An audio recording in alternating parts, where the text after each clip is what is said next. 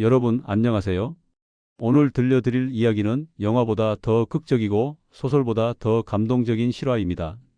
바로 6.25 전쟁 당시 임신 5개월의 몸으로 750리 적진을 횡단하며 남편을 찾아 나선 한 여인의 이야기입니다.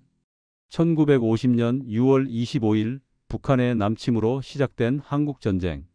그 혼란 속에서 한 쌍의 부부가 생이별을 당했습니다. 남편은 육군 소령 장우주, 부인은 이정송 여사였습니다. 누가 이런 상상을 할 수 있었을까요? 임신부가 혼자서 적진을 뚫고 남편을 찾아 나서는 일을요. 이 이야기는 1953년 일본 아사히 신문 종군 기자가 월간 킹에 보도하면서 세상에 알려졌습니다. 세기의 상부연이라는 제목으로 소개된 이 실화는 너무나 극적이어서 1970년 중앙일보 민족의 증언편의 적진횡단으로 다시 소개되었고 1973년에는 임권택 감독이 영화 증언으로 만들었을 정도입니다. 먼저 이 부부의 결혼 이야기부터 시작해 보겠습니다. 1949년 10월 19일 덕수궁 석조전에서 성대한 결혼식이 열렸습니다. 신랑은 육군 소령 장우주, 신부는 이화여대 출신의 이정송 양이었습니다. 주례는 김일환 국방부 관리국장이 맡았고 축하객으로는 훗날 대통령이 되는 윤보선 박사, 공덕기 여사, 장창국 작전국장 등 당시 정계와 군 고위 인사들이 다수 참석했습니다. 신혼의 달콤함도 잠시, 불과 8개월 만에 6.25 전쟁이 터진 것입니다. 장우주 소령은 6본 군수과장에서 헌병사령부로 파견되어 후퇴작전 중 낙오병들을 수습하는 중요한 임무를 맡았습니다. 그런데 이때 부인 이정송 여사는 임신 5개월의 몸이었습니다.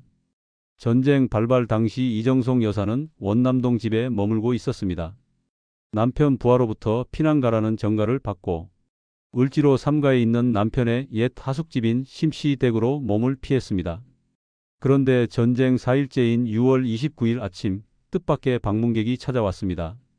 남편과 함흥상업학교 동창인 김창영이라는 사람이 서울 전화국 교환수 여성을 데리고 온 것입니다. 이들은 과거 남로당 연루 혐의로 체포되었다가 장우주 소령의 신원보증으로 풀려난 사람들이었습니다. 그런데 이들이 배신을 한 것입니다.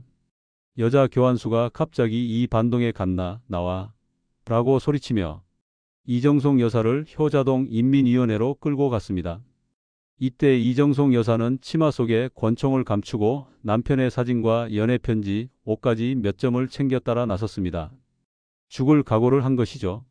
인민위원회에서는 연일 남편의 행방을 캐물었지만 이정송 여사는 밖으로 나가서 어디에 있는지 모른다고 일관되게 대답했습니다. 그러자 종로경찰서장 관사 2층에 감금시켜 놓고 매일 신문하면서 전향을 요구했습니다. 남편을 고발하면 살려주겠다고 회유하기도 했죠. 그런데 어느 날 또 다른 배신이 일어났습니다. 남편의 친구 김 씨가 찾아와서 권총 내놓으시죠라고 말한 것입니다. 이 사람은 6.25 전에 전향하여 보도연맹에 가입했기 때문에 이번 기회에 숨겨놓은 권총을 적발하면 당에서 신임받을 거라고 계산한 것입니다. 이정송 여사는 자살용으로 숨겨왔던 권총을 난로 속에서 꺼내 주었습니다. 그런데 그가 뺐다시피 낚아채 가는 것을 보고 아차 속았구나라고 생각했지만 이미 때가 늦었습니다. 그날 밤 인민위원회에서 밥 심부름하던 소녀가 몰래 찾아와 내일 총살한대요 라고 귀띔해 주었습니다. 이정송 여사는 배 속의 아기는 어찌 되고 남편 얼굴도 못 보고 죽게 되느냐는 생각에 절망했습니다.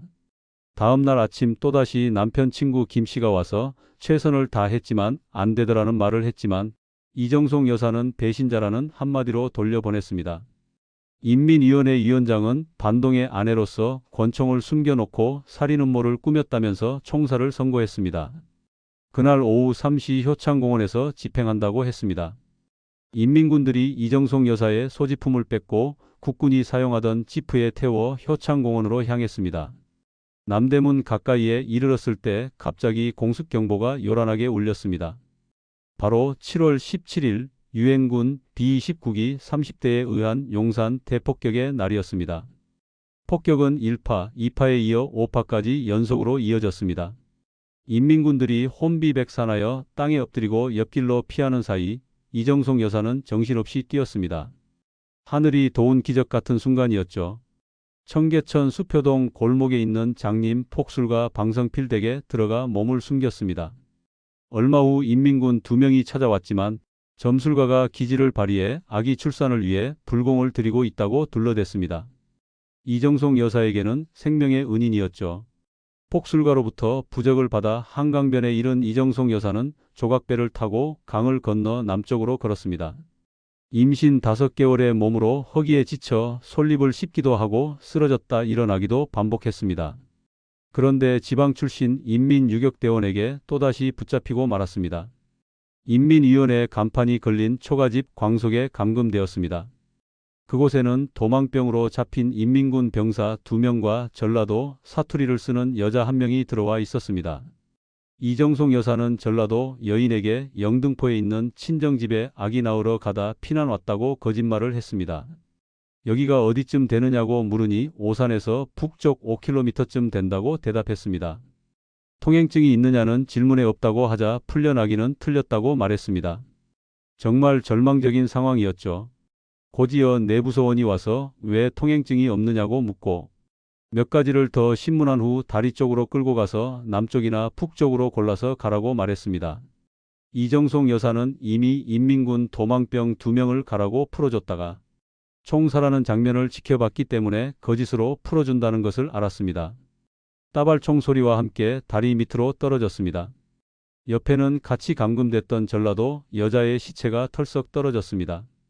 이때부터 이정송 여사는 죽은 시체인 양숨을 죽이고 밤이 될 때까지 기다렸습니다. 그리고 인민군 시체에서 군복을 벗겨 여군으로 위장하여 도망쳤습니다. 얼마나 절박했을까요?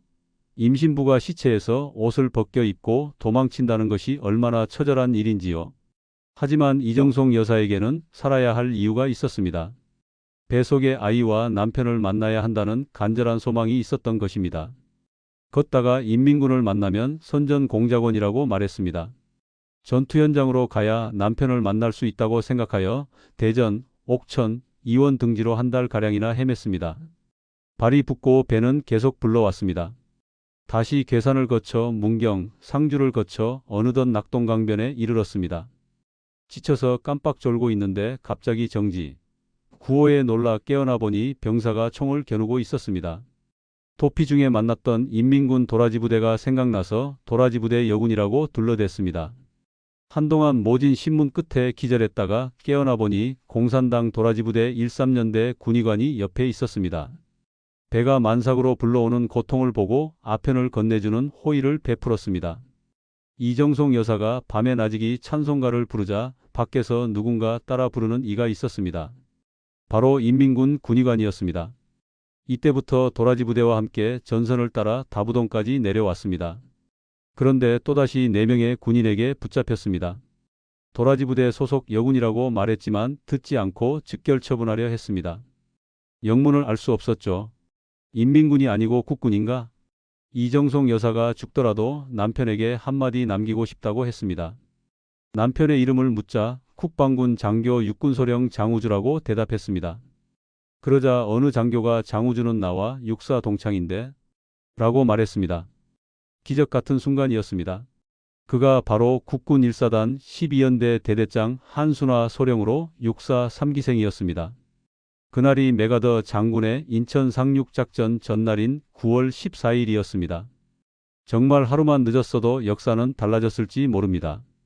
당시 다부동 전선의 1사단 12연대 소속 배성섭 상사가 주도한 30인조 수색대가 적진 깊숙이 기습 특공활동을 벌이고 있었습니다. 주로 함경도와 평안도 출신 용맹전사들로 구성된 특공수색대는 수시로 적진을 들락날락하며 적 13사단 사령부를 기습하는 큰 전과를 올렸습니다. 이때의 전공으로 백선엽 사단장이 대원들을 2계급 특진시키고 상금 10만원으로 포상했습니다. 배성섭 상사는 육군 소위로 특진하여 종군 외신 기자들과 회견을 통해 전과를 소개하기도 했습니다. 바로 이 특공수색대가 인민군 여군 4명을 생포하여 현장에서 즉결 처분할 뻔했던 것입니다. 이정송 여사가 적진을 횡단하여 남편을 만나기 직전에 처형될 뻔했던 위기의 순간이었죠. 신분이 확인된 후 이정송 여사는 군용 열차로 부산으로 후송되었습니다. 다음 날 사령부로부터 긴급 연락을 받은 장우주 소령이 대구에서 부산으로 내려가 부산역에서 부인을 만났습니다. 전선에서 달려온 남편은 거의 폐인이 된 부인의 손을 잡고 한참 동안 말문이 막혔습니다. 상상해 보세요. 750리 적진을 헤매며 죽을 고비를 수없이 넘긴 아내를 만난 남편의 심정을, 임신부였던 아내가 그 험난한 길을 혼자서 헤쳐온 것을 안 남편의 마음을. 한국전쟁 종군기자록에는 서울에서 낙동강까지 남편 따라 750리 적진행 단기로 자세히 기록되어 있습니다.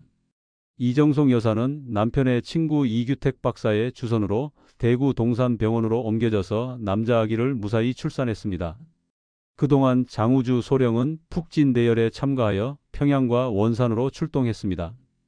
푹진길의 추풍령에서 인민군 후퇴부대와 부딪혀 전투를 벌이기도 했습니다.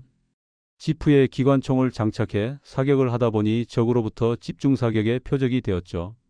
노도와 같은 푹진 대열이 원산과 함흥에 이르러 장우주 소령은 남하한 지 5년 만에 고향 영흥을 밟았습니다.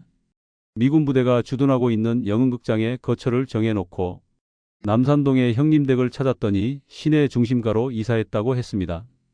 다시 이사한 집으로 찾아가니 조카들이 살아있고 모친이 보호받고 있었습니다.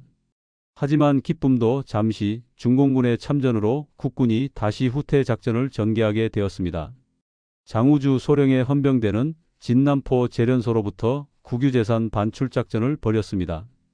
평양에 위치한 전진지휘소에 명령하여 박현섭 대위 등 45명의 헌병을 재련소로 파견하여 북한군이 은닉한 동판 400매, 아연봉 16상자를 선박에 싣고 인천을 거쳐 부산으로 후송하는 극비 작전에 성공했습니다.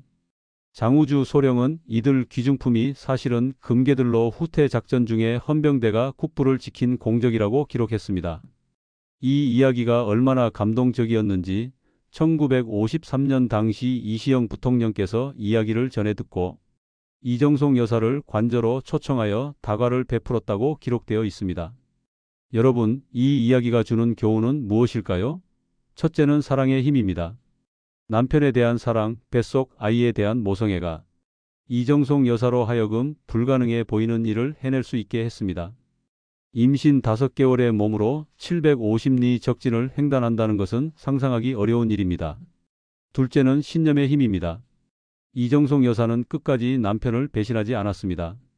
목숨을 건 협박에도 굴복하지 않았죠. 자신의 신념을 지키기 위해 죽음도 불사했습니다. 셋째는 희망을 잃지 않는 것입니다. 수없이 죽을 고비를 넘겼지만 이정송 여사는 포기하지 않았습니다. 남편을 만날 수 있다는 희망, 아이를 무사히 낳을 수 있다는 희망을 끝까지 잃지 않았습니다.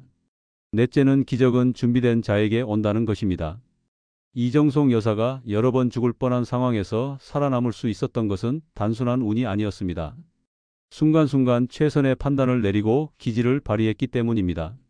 마지막으로는 인간의 존재는 혼자가 아니라는 것입니다. 점술가 방성필, 찬송가를 따라 부른 인민군 군의관, 육사, 동창 한순화 소령 등 곳곳에서 도움의 손길이 있었습니다. 이 이야기는 우리에게 전쟁의 참혹함과 함께 인간의 위대함을 보여줍니다. 극한 상황에서도 포기하지 않는 인간 정신의 숭고함을 보여주죠. 특히 우리 어머니 세대, 할머니 세대가 겪은 고난이 얼마나 컸는지를 새삼 깨닫게 합니다. 6.25 전쟁 때 이정송 여사와 같은 수많은 여인들이 있었을 것입니다. 가족을 위해, 사랑하는 사람을 위해 목숨을 걸고 고난을 견뎌낸 분들이 있었기에 오늘의 대한민국이 있는 것입니다. 이정송 여사의 750리 적진행 단기는 단순한 개인사가 아닙니다. 우리 민족의 굳센 의지와 불굴의 정신을 보여주는 역사의 증언입니다. 이런 이야기들이 후세에 길이 전해져서 우리가 어떤 시련이 와도 굴복하지 않는 민족임을 기억했으면 좋겠습니다. 오늘 이야기는 여기서 마치겠습니다. 이정송 여사의 이야기를 통해 여러분도 삶의 어려움 앞에서 포기하지 않는 용기를 얻으셨기를 바랍니다. 사랑하는 사람을 위해서라면 어떤 시련도 이겨낼 수 있다는 희망을 가지셨기를 바랍니다. 다음에 또 다른 감동적인 이야기로 찾아뵙겠습니다. 시청해 주셔서 감사합니다.